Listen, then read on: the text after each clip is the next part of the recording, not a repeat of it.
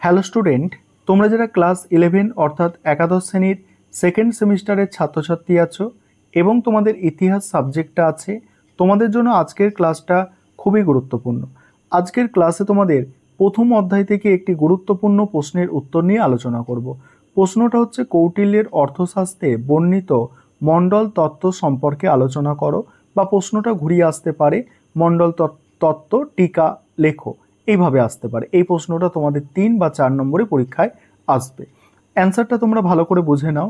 প্রথমে কি বলা হচ্ছে দেখো, কোনো পরাক্রান্ত রাজা মানে যে রাজা জিতে আছে, ঠিক আছে, তাকে পরাক্রান্ত রাজা বলে। আর অর্থশাস্ত্রের ভাষায় তাকে হচ্ছে বিজিগীষু রাজা বলে। বিজিগীষু রাজা, পরাক্রান্ত রাজা এটাই বলবে তোমরা। কোনো পরাক্রান্ত রাজা রাজ্য শাসন তথা প্রশাসন পরিচালনার সময় পার্শ্ববর্তী রাজ্যগুলির সঙ্গে কিরূপ সম্পর্ক স্থাপন করবেন তার ব্যাখ্যা বা অন্তরাষ্ট্র সম্পর্ক বিষয়ে গৃহীত পদক্ষেপ সংক্রান্ত আলোচনায় অর্থশাস্ত্রে মণ্ডল তত্ত্ব নামে পরিচিত।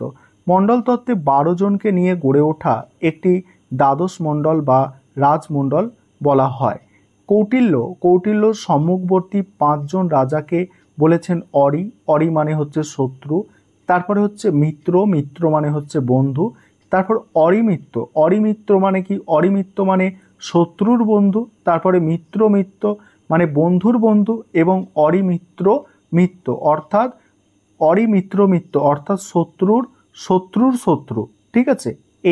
এইগুলোর কথা বলেছে। এবার সেগুলো এখানে ভেঙে বোঝানো হচ্ছে যে প্রত্যেকটা কি বলা হয়েছে। অরি মানে কি দেখো, বিজিগীষু রাজার রাজ্যের সামনের ভাগের শেষ প্রান্তের রাজা হলেন অরি বা শত্রু। অতীতকালে অরি রাজ্যের রাজার সঙ্গে যুদ্ধ বেশি হতো। তারপর মিত্র, অরি রাজ্যের সামনের ভাগে অবস্থিত রাজ্যের রাজা ছিলেন মিত্র। এই রাজা ছিলেন বিজিগীষু রাজার মিত্র ও অরির শত্রু। তারপর দেখো অরির মিত্র অর্থাৎ শত্রু রাজার বন্ধু। দেখো মিত্র রাজার রাজ্যের সামনের দিকে অবস্থিত রাজ্যটির রাজা হলেন অরিমিত্র, ইনি হলেন শত্রুর মিত্র। তারপর দেখো মিত্র অর্থাৎ বন্ধুর বন্ধু। অরিমিত্র রাজ্যের সীমান্তবর্তী রাজা হলেন মিত্র, ইনি মিত্র রাজার মিত্র অর্থাৎ স্বাভাবিক বন্ধু। মিত্র রাজার মিত্র মানে কি, স্বাভাবিকভাবে সে বন্ধু হবে। তারপরে 5 নম্বর বলা হচ্ছে অরিমিত্র। এখানে কি বলা হচ্ছে দেখো, মিত্র রাজার সীমান্তবর্তী রাজা হলেন অরি মিত্র, ইনি অরিমিত্রের স্বাভাবিক বন্ধু, ইনি বিজিগীষু রাজা এবং মিত্রের শত্রু বা অরি। এছাড়া অর্থশাস্ত্রে বিজিগীষু রাজার পশ্চাৎভাগে যে 4 জন রাজার কথা বলা হয়েছে তারা কে দেখো।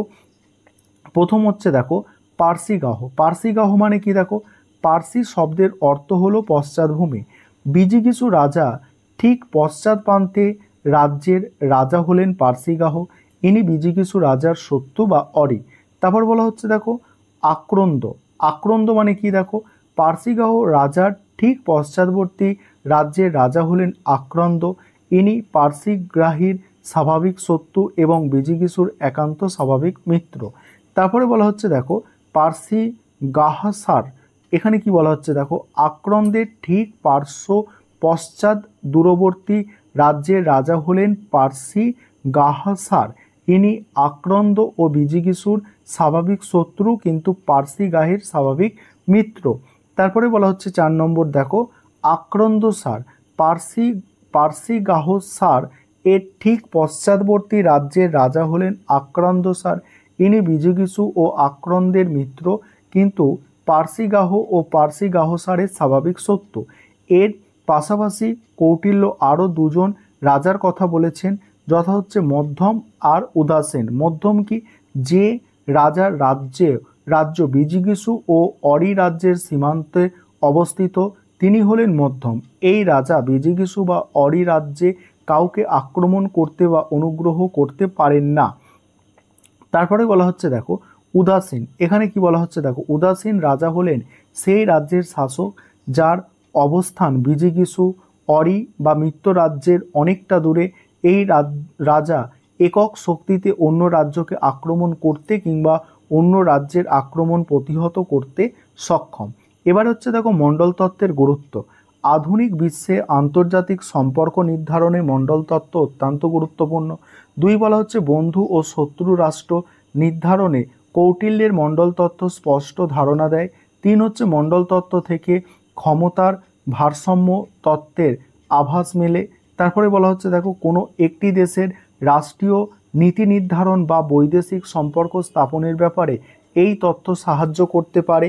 5 হচ্ছে দেখো জোটবদ্ধ রাজনীতির ধারণা দেয়, যার নিদর্শন আমরা দেখতে পাই আমাদের দেশ সহ বিশ্ব রাজনীতিতেও।